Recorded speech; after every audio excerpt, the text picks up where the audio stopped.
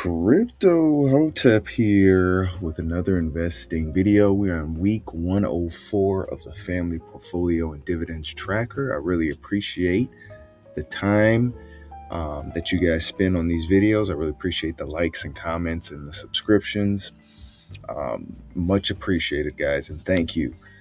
Before we jump into it, guys, let me just give you a brief background. If this is your first time watching the video, feel free to go to week number 1. I have a description. I have a link in the description, or you can just go to my channel and subscribe if you haven't. Put that notification bell on too. But then that way you can get my whole methodology on what I'm doing. So basically, with these weekly updates of our family stock portfolio, you're basically coming along the investment journey with me and my family. Every person in my family has their own portfolio with individual stocks that we chose from. And then every week we go through these portfolios, we go through balance changes, any buys. We don't do a lot of selling because we buy and we stick with the companies that we've picked for the long term. And any dividend activity, anything about the markets, any news, anything how we're feeling, we report on it.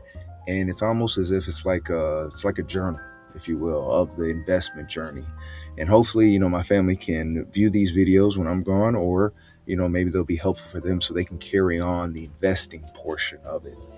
But if these videos are helpful, feel free to like, subscribe, comment. Let me know what you guys think, and spread the word about the videos and the channel. But before we go into week 104, we go through the market and we just look at some news. So using AI, I just want a quick rundown on news between April 4th and April 10th. April 10th is tomorrow. We were recording this on April 9th. So April 10th is tomorrow as well. So any future events here. So the main thing I will say is the ceasefire has really taken precedence. So U.S. and the Iran conflict has taken precedence over all markets. All markets have been acting very sporadically because of this. And so when there was note about ceasefire or a potential ceasefire, the markets did like that. Okay, so President Trump did announce a 2-week ceasefire framework late Tuesday, impacting April 8th, April 9th trading and investing, with optimism that it would hold. Now, there will be also on Saturday, there will be peace talks. I believe Pakistan is mediating that between Iran and the U.S. So again, there could be some in the crypto markets, because crypto's 24/7, there could be some fluctuation in price in Bitcoin, Ethereum, those type of things on Saturday. And then the stock futures won't feel that until Sunday evening. So just as a heads up. But again, that U.S. and Iran is taking full force. U.S. oil prices spiked gains, or spiked and then paired gains, and then stocks rallied. So again, the oil prices have been up and down, very sporadic. We do have CPI tomorrow on April 10th. So inflation numbers are coming out tomorrow. The inflation rate that we have forecasted is 3.3%. That's the forecasted number. I feel as though it's going to be higher than that, only because of all of the Iran and U.S. Tensions, which caused gas and oil prices to spike higher. There are some states in the U.S. where these per gallons are coming into the $5 and $6 a gallon. It's crazy. So I believe that the inflation numbers could go up dramatically, and unfortunately, that will pair with some of the bad news we had with GDP growth, which was negative as well. That got, I believe that was released today, and that was a negative growth. It wasn't negative by 1 percentage point, but it was negative a little bit. So I think that there may be some potentially bad news with inflation. Inflation might be up higher than what it's going to be forecasted at. Initial jobless claims also rose to 219,000. That's a 2-month high. Again, higher than the forecasted number. That's showing a softer labor market, not a good labor market, which then tells a story about the economy and the economy not doing so good. Okay. Crypto's in extreme fear, but holding ground. Crypto did have a nice little pump today, probably because of the optimism with the U.S. and Iran conflict somewhat dwindling down, hopefully. Okay. FOMC March minutes, which were on April 8th, it shows split views on war impact. So half and half was split in terms of the impact with inflation numbers. Kevin Walsh, confirmation is very slow. That's an adherence April 16th. And then Powell is to lead the FOMC until confirmed person, Kevin Walsh. Okay. White House White House is confident that there could be a May start though for Kevin Walsh. We will see. Couple upcoming events. We have bank earnings next week. PPI. I don't really follow that much, but Netflix. You have Netflix earnings. The Senate bank hearing on Kevin Walsh. Clarity Act markup. So there could be in late April, we could get finalized framework on the Clarity Act for crypto. So you could see that. And then we have our FOMC meeting later in April, which will determine a rate decision. Will there be a interest rate reduction? Will we just stay stagnant again with no increase or decrease? Not sure. And then as always, US and Iran, any updates basically move the markets now. So anything that US or Iran says, it literally will move the market for that day. It's pretty crazy. So that's the news on the week. Before we go into week 104, let's go to week 103 here. Let's see where we came from. So week 103 saw us with a bounce again below 4,000. So $3,954.94. Money weighted rate of return of a negative 3.36%. And then total gain of a negative $144.74. And we had $12.22 dividends earned. How are we looking this week? Well, this week we're a little bit better. We cracked back above 4,000. It is a deposit week as well, but that doesn't really mean anything. But again, we've cracked above 4,000. As I've said before, and I've said these past 2 weeks when we did below 4,000, I said, we've been here before. This is really nothing. And as you can see here, our balance for week 104 is $4,047.37. Money weighted rate of return, even though it's negative, we're closing the gap of negative 1.42% year to date. Our market gain is a negative $68.41. And then we still have $12.22 of dividends earned. So if we go to the activity, what has actually happened? So nothing too major has happened, right? We've reported our dividend payments from last week. So we really didn't have any dividend payments, but we did have a deposit here. So we did have our deposit, our 2-week deposit here that we normally do. Every 2 weeks, we only put in it was 20. I did scale some of my deposits into our taxable brokerage accounts back down. I want to hold a little bit more cash while we're in this economy right now. So I kind of decreased some of the other monies that I had going out, this being included. So now we're back to 15 that we were originally at. Again, totally fine. And I think I actually posted that on Twitter or X, whatever you want to call it is. I know that some people, it's hard out here for most people. It's a blessing if you can fund a taxable brokerage account, but I know some people want to just have cash on hand for incidentals and those type of things. It's okay to scale those numbers back in terms of your contributions if you really need it.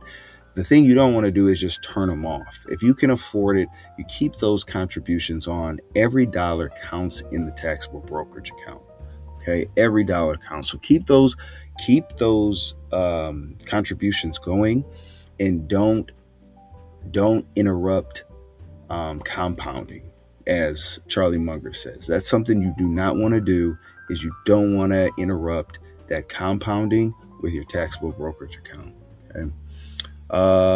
We had 2 buys with our deposit. So we had Visa. This was in my account, and then we had Tesla for everybody else here. So let's go bottom to top here. Let's see what we got going here. So bottom, my wife unfortunately is at the bottom this week. We have a balance from my wife of $573.78. Money weighted rate of return of a negative 7.78%. Dividends earned of $1.60. And then market gain of a negative $47.56. So if we scroll down here and see the holdings here, Google has rebounded, right? So with I would say within the last 2 weeks to a month, Google has been down dramatically. It's been down for a while now, and we're starting to see a little green with Google. Google's usually that catalyst, though. So if we see green with Google, eventually we're going to see green with Microsoft here as well. But Pepsi's still holding its own, above 10%. Celsius, unfortunately, is down 20%. Microsoft, we talked about that, and then Tesla down over 20% as well. Celsius, I'm not really worried about that. Again, we've been here with Celsius. We know what Celsius can do. And that's the big thing here. If you have and if you invest into stocks that generate big gains, right, and are very volatile, then you have to be comfortable with being uncomfortable when these stocks go down 10, 15, 20% and you're still holding the bag. That's just the nature of the ride with some of these stocks. They're very volatile and they can go up and down very quickly. Okay, Celsius being one of them, because Celsius has it has wings to move very quickly. Next, let's go to our youngest. Our youngest has a balance of $586.37. Money weighted rate of return year to date at 2.16%. Dividends earned of $1.06, and then dividend or market gain of negative $13.37. So we have Costco holding it down almost 20%, still positive. Starbucks still positive, up over 15%. But again, that tech crash, right? Sony, Apple, Tesla, all down. Apple only down by a little bit over 3.5%, not too bad. But Tesla down over 20%, just like our middle. And then Sony down over almost 15% here. Okay. And then let's see. Let's go to I was speaking about my wife. So let's go to our middle. And our middle has actually jumped. If you've been following these videos, our middle has actually jumped from the very bottom, has leapfrogged over 2 people. And now our middle is sitting at number 3. So very, very interesting to see here. So our middle has the only balance other than our oldest and myself over 600. So we have a balance of $606.91. Market gain of $37 positive and 71 cents. And also is the only portfolio with a positive market gain. Dividends earned of $1.79%. Look at this chart. This chart from January is just fantastic. It's just up and to the right. So what's going on here? So, we've said before, Target is the anchor, right? It's still anchoring this portfolio down. It's or up, whatever you want to say. But if you look at Target has a money weighted rate of return year to date of over 28%. Amazon, and I mentioned this before, watch out for Amazon. Amazon, it was cheap. It was very cheap, and investors were getting very frustrated with Amazon because it wasn't doing what they thought it should do when they thought it should do it. But guess what? Amazon boosted up this week dramatically, and now we're in the green for Amazon, and it's just going to go higher, I believe. Costco, we're up almost 20% on Costco. Google, very similar to my wife's holding in Google, up over 2.5%. But Sony, similar to our youngest, right? It's still down almost 15%. Starbucks, very similar to our youngest, up over 15%. And then Tesla, just like everybody else, down above 20%. But all in all, a very good portfolio. But you can see what happens when you diversify, right? Our middle has 7 holdings, and more than half of those holdings are in the green substantially. Okay, so good to see here. Good to see with our middle. I like seeing that in the positive. Let's go to our oldest. Our oldest has a balance of $1,131.09. Money weighted rate of return of a negative 1.18%. Market gain of a negative $15.52. Dividends earned of $2.33. And then this is the simplistic portfolio. Very simple, to the point. Apple, Costco, McDonald's, Tesla. Very easy. As before with our other portfolios that had Costco, it's anchoring it. It's holding it down. Almost 20% gains year to date. McDonald's has kind of shrunk a little bit, so we're still positive, but we're only positive and we're up over 1.5% right here.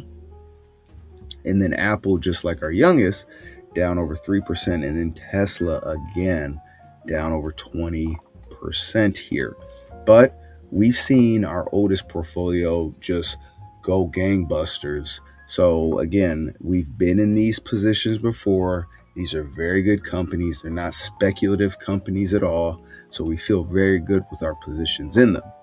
And then last but not least, let's go to my portfolio. My portfolio has a balance of $1,149.22.